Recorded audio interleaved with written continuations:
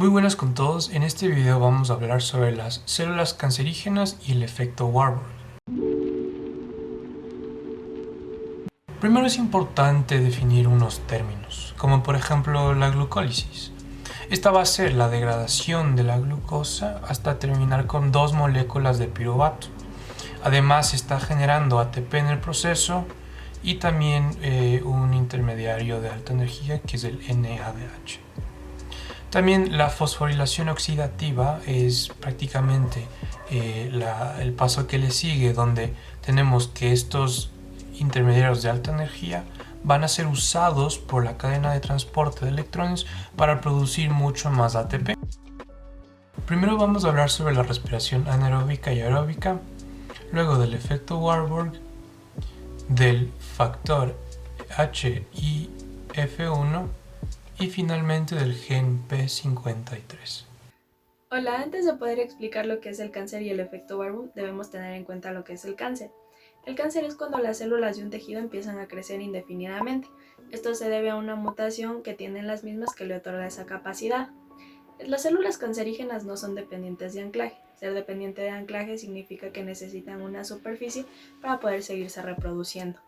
Estas células crecen sin importar cuántas capas de células se tengan, a diferencia de las normales. Además utilizan la glucólisis más que la fosforilación oxidativa. Veamos qué ocurre en la glucólisis y la fosforilación oxidativa de una célula normal. En una carrera de 200 metros, el velocista necesita energía rápida para contraer sus músculos. La fosforilación oxidativa necesita pasar por el ciclo de Krebs, la cadena de transporte de electrones, antes de generar ATP. Esto puede tomarse su tiempo, lo que el velocista no tiene. Para esto se activa mayormente la glucólisis para dar energía de manera rápida.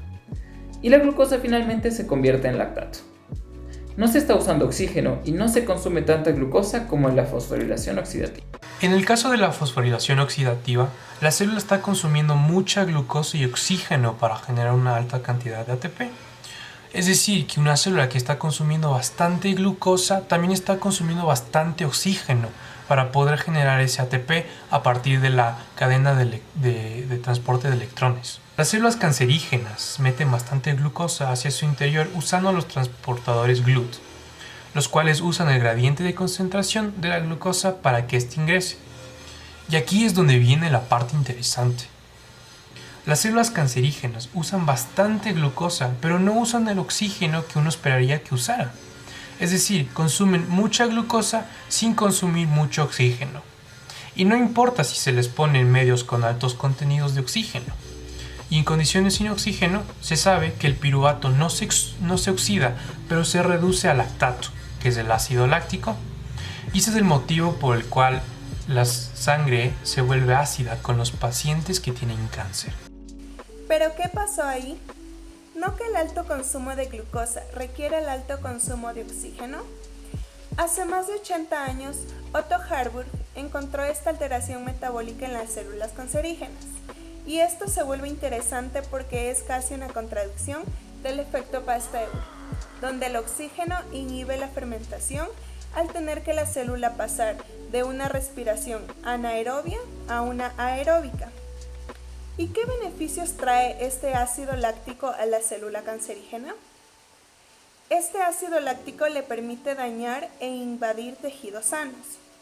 Los tejidos sanos no tienen mecanismos de defensa contra esta secreción ácida de las células cancerígenas.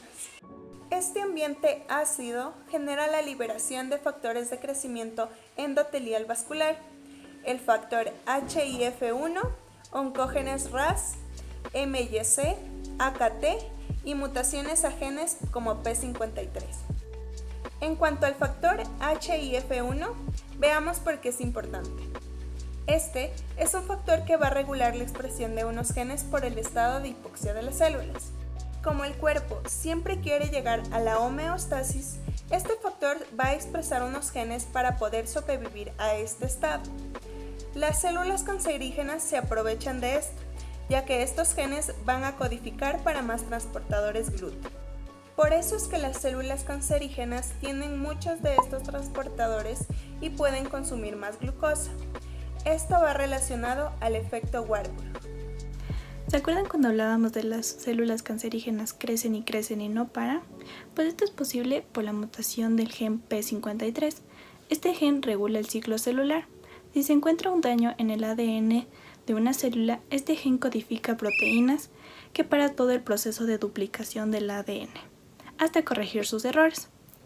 También está relacionado con la muerte celular programada. Y en el cáncer, este gen está mutado, por lo cual la célula no muere.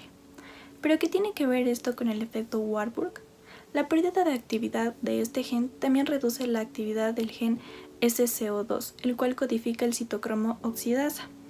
Este citocromo oxidasa está presente en la cadena de transporte de electrones y contiene O2 para ser el aceptor final de electrones. Sin este complejo no se usa O2 y el metabolismo será obligado a hacer respiración anaerobia.